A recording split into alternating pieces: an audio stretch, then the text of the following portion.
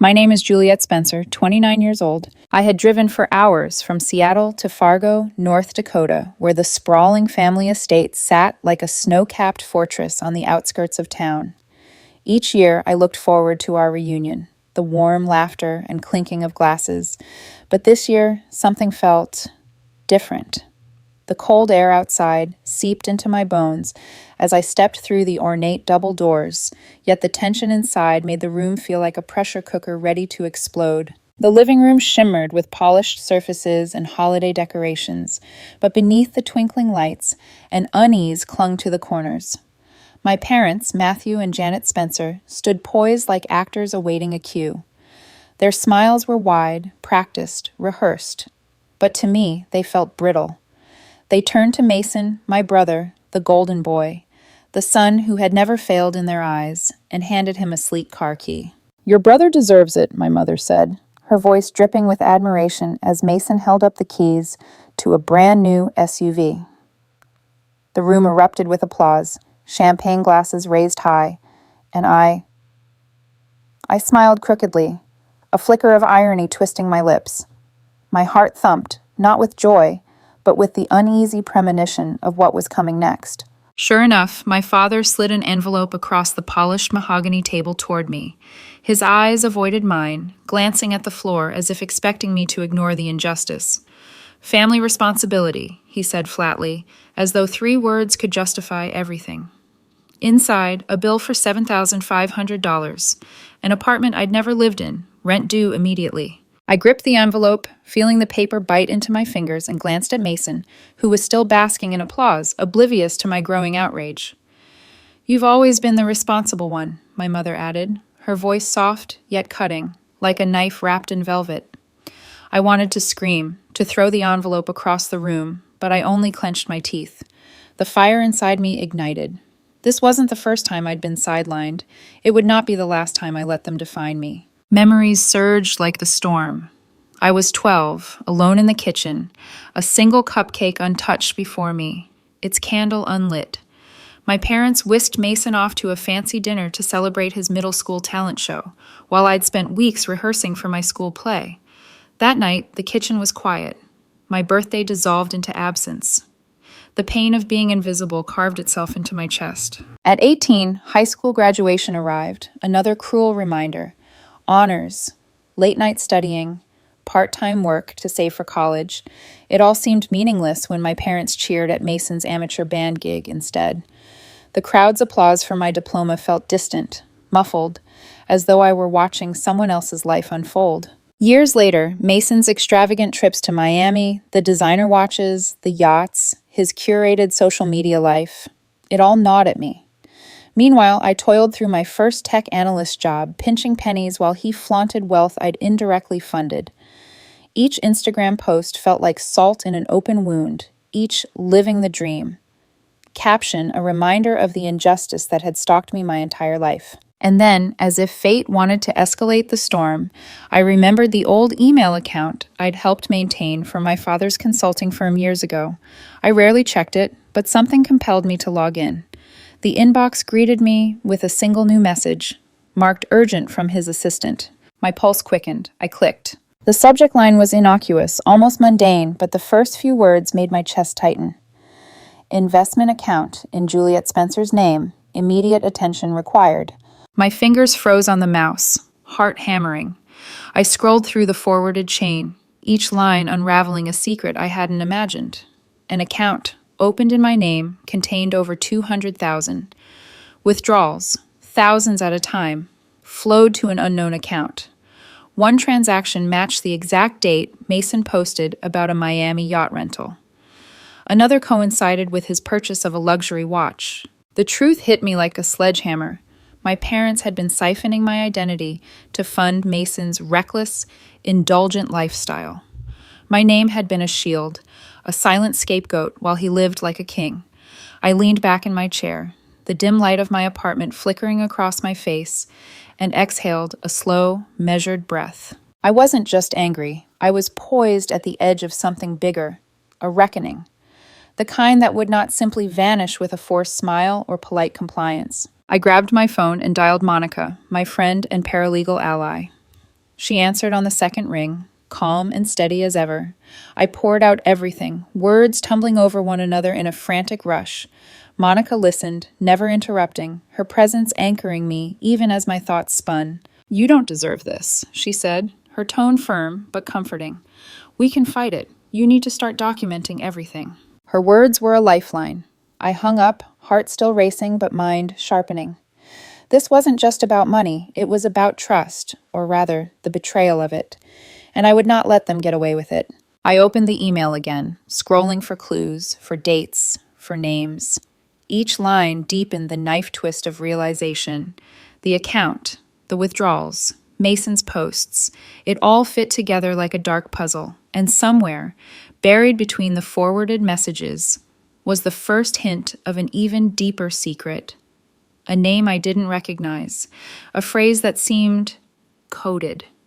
My pulse quickened. This wasn't just a simple act of favoritism, it was carefully orchestrated. And I would uncover it. The moment I closed the laptop, I felt a cold clarity settle over me. The betrayal wasn't abstract anymore, it was tangible, trackable, a weight of cold numbers and reckless indulgence. I paced my apartment, fingers brushing the edges of the hardwood floor, heart hammering as my mind ran through every transaction, every vacation Mason flaunted online. Each social media post had been a clue, and now the pieces clicked together. I reached for my phone and called Monica again. "I need someone who knows banking records. Someone who can dig into an audit discreetly," I said, voice taut with urgency. She was silent for a moment, then pulled up a contact. "I know a guy," she said. "Quiet. Can help you get a detailed report without tipping anyone off." She texted me the number. "Call him tomorrow morning. Be precise. Don't let them suspect a thing." The rest of the night passed in a haze of spreadsheets, bank statements, and old emails.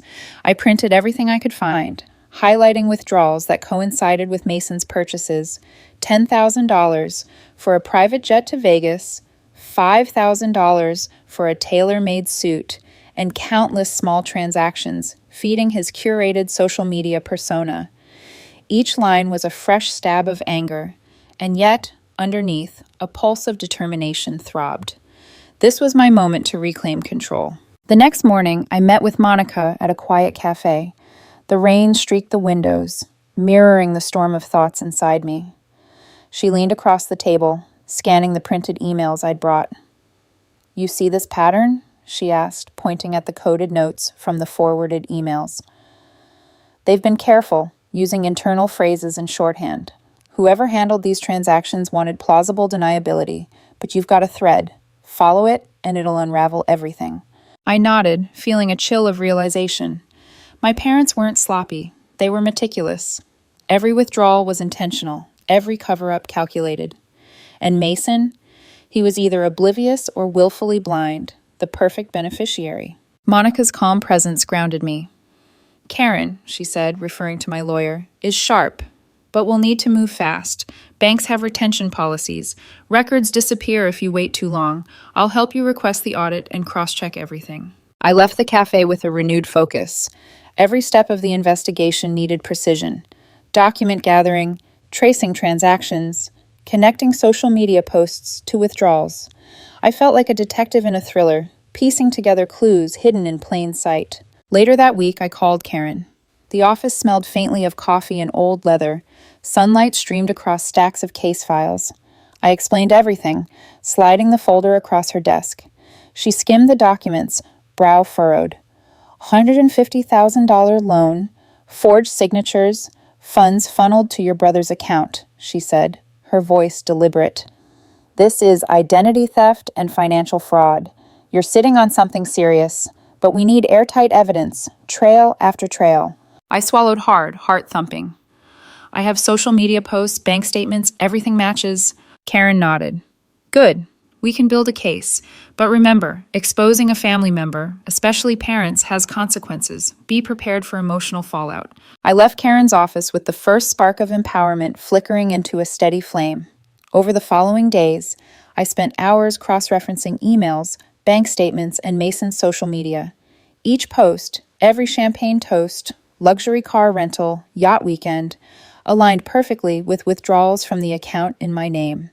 The audacity of it fueled my resolve. One night, I noticed something odd, a small off-book withdrawal from the account, tied to a name I didn't recognize. A third party. Someone outside the family. I froze, realizing the scheme might stretch beyond the household. Whoever this person was, they were complicit, a shadow in the background, orchestrating parts of the plan. The realization unsettled me, but it also sharpened my focus. This was bigger than just my parents' favoritism. It was a web, and I had just glimpsed a thread that could unravel it all. Monica called late one evening.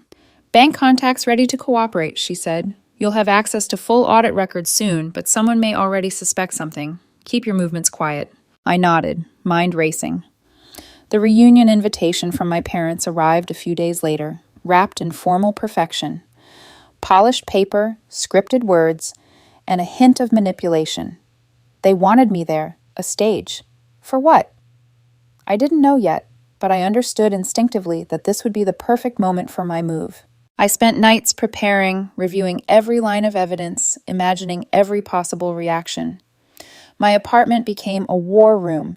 Spreadsheets, printed social media screenshots, highlighted bank statements strewn across the dining table. A soft hum of the heater was the only sound as I rehearsed the confrontation, imagining Mason's shock, my parents' excuses, and the moment their polished facade cracked. Each day, the tension coiled tighter in my chest, but alongside it grew a fierce determination. I wasn't the invisible daughter anymore. I was a force, a hurricane built from years of neglect, betrayal, and silent endurance. And I would make them pay attention. By the following week, I had become a machine of focus.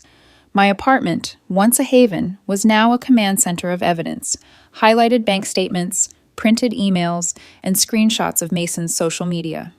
Every detail was cataloged, every withdrawal linked to a lavish purchase he'd flaunted.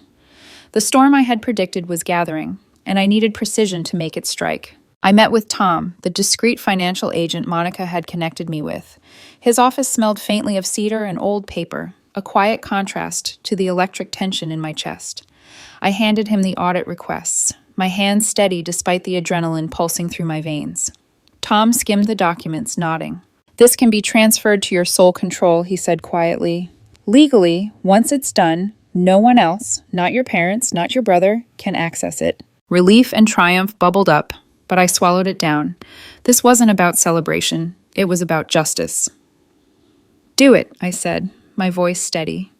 Each signature I placed felt deliberate, a reclaiming of what had been taken from me years ago. With control of the account secured, I turned to Karen to map out the legal strategy. In the corner cafe we frequented, away from the glare of prying eyes, we spread the documents across the table. She guided me through the drafting of evidence packets, detailing the forged loans, unauthorized withdrawals, and Mason's indulgent lifestyle funded by my identity. "This is airtight," she said, scanning the final packet. "But remember, exposing this to your family will hit harder than you think. Your parents may react defensively, your brother may lash out. Be prepared for everything." I nodded, each word sinking in. I wasn't afraid. I was ready. The next step was verification. Monica had arranged a call with a bank manager who could cross-check the transaction history against all account activity. The call went smoothly, providing a full, indisputable trail.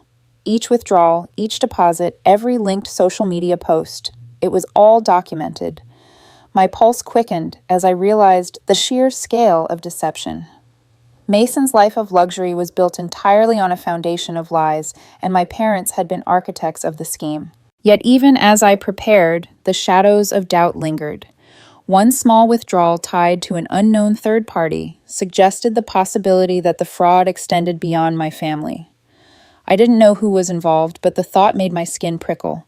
Whoever it was could complicate everything, and if they caught wind of my investigation, I had to stay cautious. The reunion invitation arrived that week, neatly folded, the script polished to perfection. "We're counting on you," my mother wrote. "A trap or a stage?" I didn't yet know, but instinct told me this was my moment. I accepted the invitation with calm, concealing the storm brewing inside. The days before the event were a whirlwind. I rehearsed my reveal, imagining Mason's panicked reaction, my parents' forced smiles crumbling. Each scenario played out in my mind, a mental chess game with high stakes. I saved social media screenshots, compiled transaction timelines, and rehearsed my words until they felt second nature. Sleep came in fits. I dreamt of confrontation, my father pleading, my mother crying, Mason's smug grin twisting into panic. Each dream sharpened my resolve. I wasn't just fighting for money. I was fighting for the recognition I'd never received, the acknowledgement that my years of responsibility and sacrifice had been exploited. Monica checked in regularly, helping me cross-reference documents and maintain secrecy. She reminded me of a simple but vital truth. Patience was a weapon. Timing would make the reveal devastating. Haste would ruin it. Every piece of evidence, every line of proof, had to land at exactly the right moment. By the end of the week, the plan was ready. The account was in my control, legal documents were bulletproof, and every bit of proof was organized, annotated, and ready for presentation. The stage was set, and all that remained was the confrontation.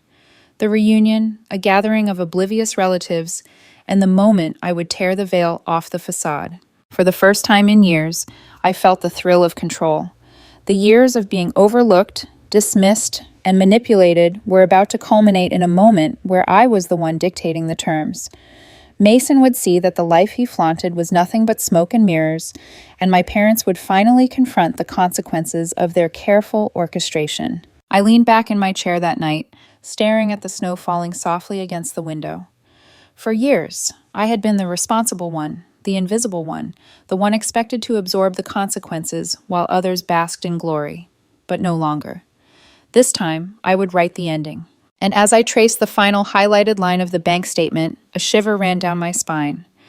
The unknown third party still lingered, a ghost in the background.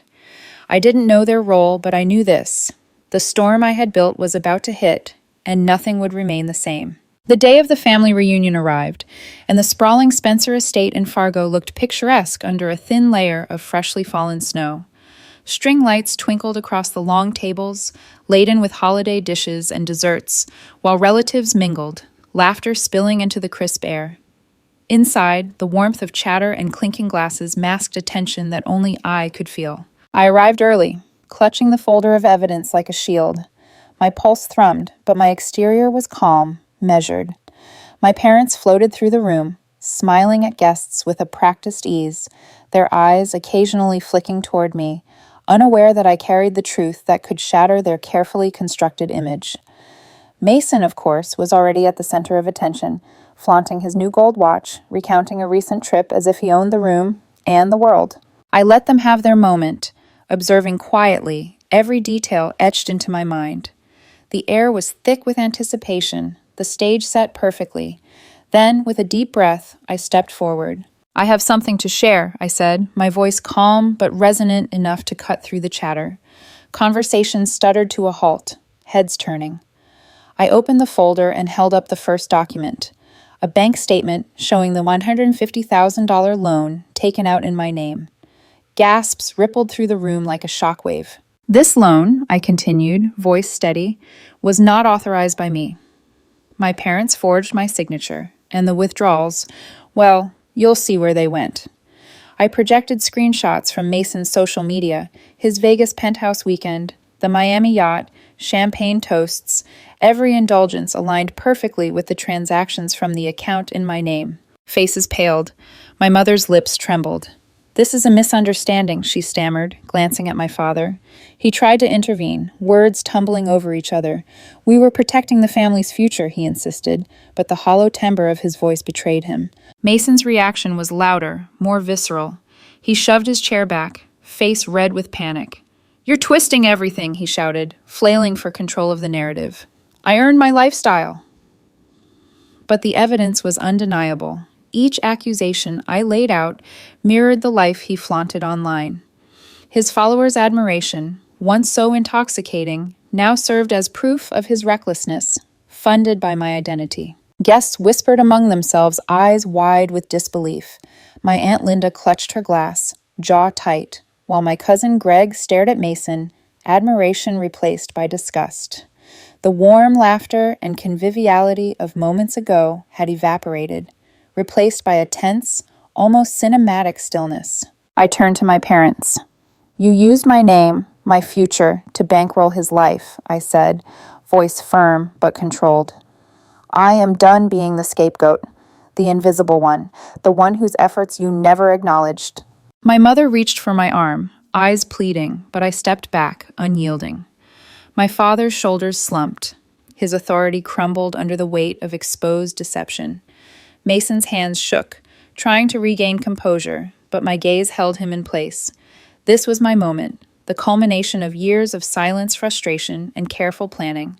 Their excuses rang hollow as I laid bare every detail, every transaction, every social media post connected to the stolen funds. Guests shifted uncomfortably, whispers rippling like tension across a taut wire. Mason scrambled, pulling out his phone to post a cryptic message. Haters twist the truth.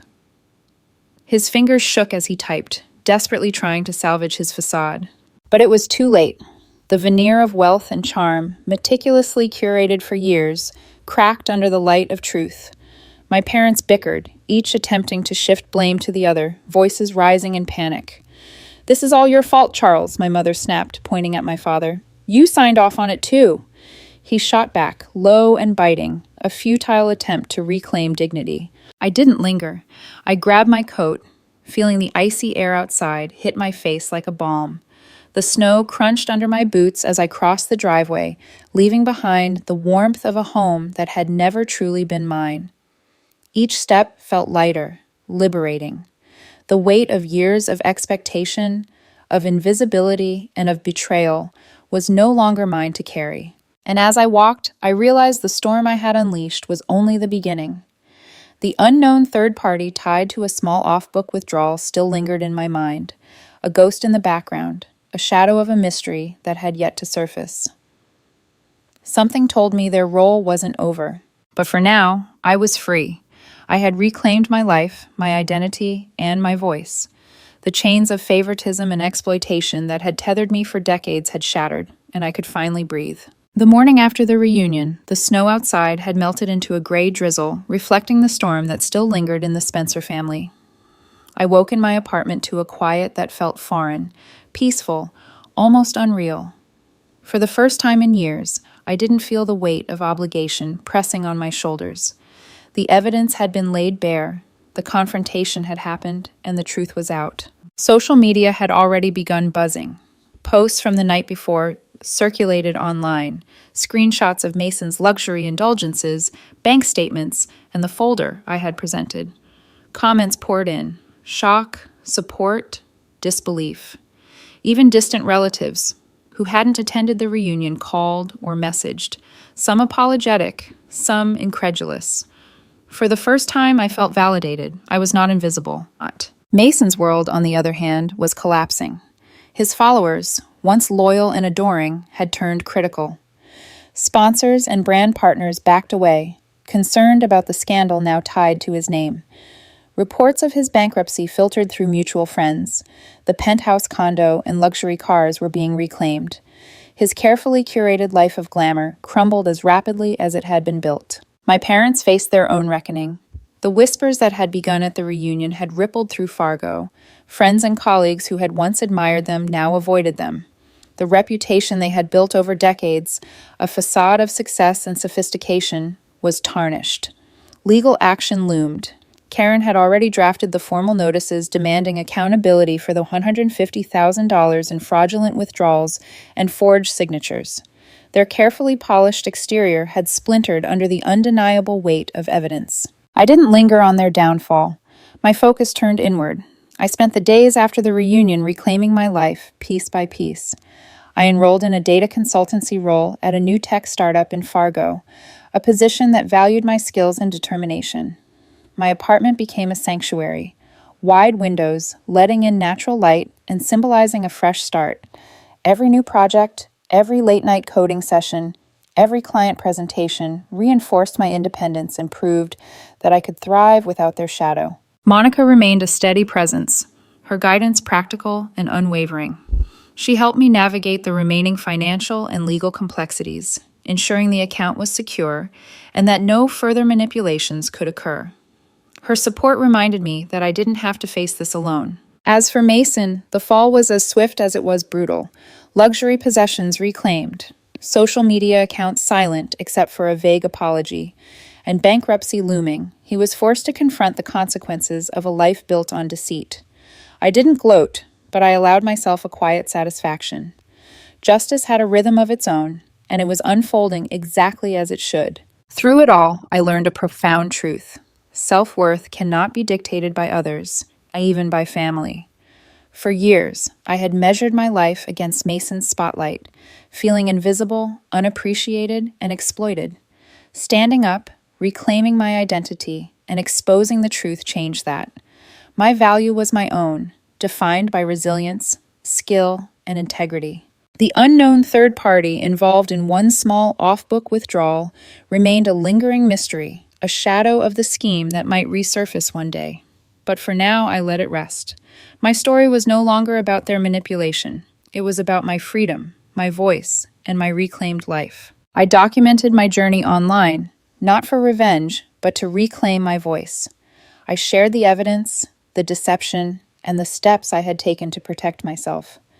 Messages poured in from strangers and friends alike, people who had faced similar betrayals or who had been invisible in their own families. Their stories intertwined with mine, reinforcing that standing up for oneself, no matter the opposition, was never a crime. And in the quiet moments, I realized something profound. The scars of favoritism and betrayal might always linger, but they no longer defined me. I was stronger, not because of the trials inflicted upon me, but because of the courage I had summoned to confront them. The snow had melted, the storm had passed, and a new chapter was beginning. For the first time in my life, I was fully in control of my story, and it was mine to write. Months passed, and life slowly regained a rhythm that wasn't dictated by the chaos of my family. The apartment I had once cluttered with evidence now felt like a true sanctuary. Sunlight streamed through the wide windows in the morning, warm and unfiltered, a subtle reminder that I was finally living life on my terms. Each day was a reclamation of control, a reinforcement of independence. Work became more than just a job. It became a proving ground. I dove into complex data projects with a renewed confidence, earning the respect of colleagues and clients alike. My analytical skills, once unnoticed at home, now drew admiration. Late nights coding felt different. There was a sense of purpose, a satisfaction in creating rather than cleaning up someone else's mess. Mason remained a cautionary tale. Bankruptcy, repossessed assets, and a dwindling social media presence left him humbled, if not broken. I didn't seek revenge, but I couldn't deny the satisfaction of seeing the illusion crumble. It was a silent affirmation that exploitation has a price, and I had chosen integrity over indulgence. The ripple effect on my parents was more complicated. The legal notices had forced accountability, but reconciliation was uncertain. My father attempted a cautious outreach one afternoon, sending a message that was polite yet guarded. My mother followed with a call, her tone soft but tentative, as if testing the waters. I listened, measured, aware that forgiveness wasn't owed, but closure was possible. I agreed to a conversation with them, not to rekindle old patterns, but to set boundaries and clarify the consequences of their actions. The dialogue was tense, full of awkward pauses and unspoken resentment. Yet, through the discomfort, a fragile understanding emerged. They acknowledged, however reluctantly, the betrayal and the years of favoritism. I listened, asserting my independence without abandoning civility. It wasn't reconciliation in the traditional sense, but it was a clear statement. I had a voice now, and it mattered. Monica remained a cornerstone, her presence a blend of practicality and emotional support. We often reflected on the journey, the emails, the transactions, the meticulous planning, and the confrontation. She reminded me that reclaiming one's life is both a legal and emotional journey. Her perspective grounded me, and her advice was invaluable in navigating the aftermath. In the quiet moments, I allowed myself reflection. The scars of favoritism, the memories of being overlooked, and the weight of unacknowledged effort were still there, but they no longer dictated my life. I could acknowledge the pain without being imprisoned by it. Each success, each achievement, each moment of quiet independence became a reclamation of self. I began sharing my story more broadly, not as a spectacle, but as a guide for those who felt invisible or exploited. Social media became a platform of empowerment. People reached out, sharing their own experiences with favoritism, family betrayal, and identity theft. The dialogue became reciprocal, a community of resilience forming from shared vulnerability. Even the lingering mystery of the small, off-book withdrawal faded into the background. While the potential third-party involvement remained unresolved, it no longer overshadowed my life. I had control, clarity, and, most importantly, agency. The shadow of uncertainty was now a manageable flicker rather than an oppressive weight. I realized that freedom is not only the absence of manipulation, it is the ability to define your life on your own terms. The years of being the responsible one had forged resilience, patience, and a strategic mind. I had transformed the tools of oppression into instruments of empowerment. By the end of the year, I had fully embraced this new chapter. Work thrived, independence solidified, and personal boundaries were clearly defined. Mason and my parents became peripheral figures in my narrative, their actions acknowledged but no longer central. I had written the opening lines of a life dictated by my choices, not theirs. And in that clarity, I found peace. The storm had passed, but the lessons remained etched deep within me. I was Juliet Spencer, fully aware of my worth, fully in control, and fully free to write the story I had always deserved. A year had passed since the reunion, and the world outside my apartment felt steady, predictable, and mine. The snow of that first confrontation had long melted, replaced by the quiet hum of daily life. But inside me, something had shifted irreversibly. I had reclaimed not just my finances or my reputation, but the core of who I was. Mason was a ghost in my life now, reduced to occasional whispers in mutual circles and a faint presence online, a cautionary tale of excess built on deceit. My parents had learned, painfully, that favoritism and manipulation carry consequences. Their attempts at contact were sporadic and carefully measured. I responded minimally, preserving civility but asserting boundaries. Forgiveness wasn't obligatory. Respect for myself was. I took the time to invest in what I had long neglected: genuine friendships, creative pursuits, and self-growth. Weekends became opportunities to explore passions I had sidelined for years: painting, hiking, volunteering with local tech education programs. Each small act of self-investment reaffirmed that my life was mine to shape. Sharing my story publicly had created unexpected connections. Messages poured in from people I had never met, strangers who had endured similar betrayals and felt invisible in their own families. I realized that my fight wasn't just personal, it resonated universally. The narrative of standing up, reclaiming identity, and exposing hidden truths became a quiet beacon for those seeking courage. Even the lingering mystery, the small, off-book withdrawal, faded into a manageable puzzle rather than an obsession. I had done what I could, traced every dollar I legally could, secured my accounts, and exposed the systemic deceit. Whatever remained unresolved no longer held power over me.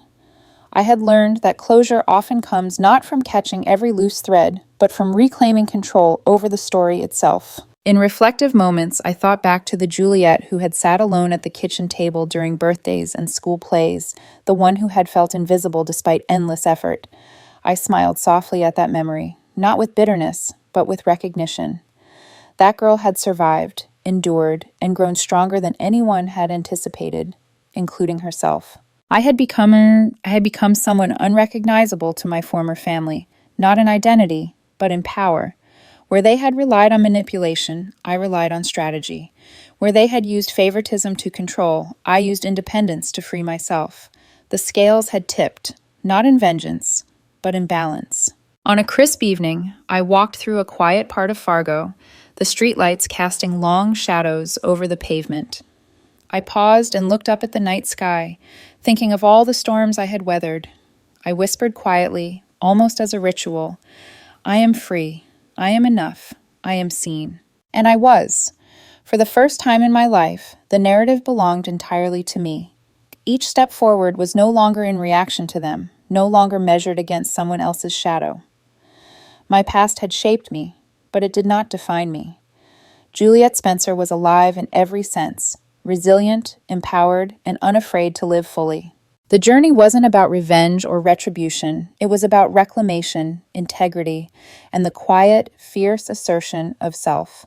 I had endured betrayal, favoritism, and manipulation, but I had emerged not bitter, but profoundly aware of my own strength. And as I continued forward, each day became a deliberate choice, a conscious act of freedom. The story that had once been stolen from me was now mine, and for the first time, I could write it exactly as I wanted.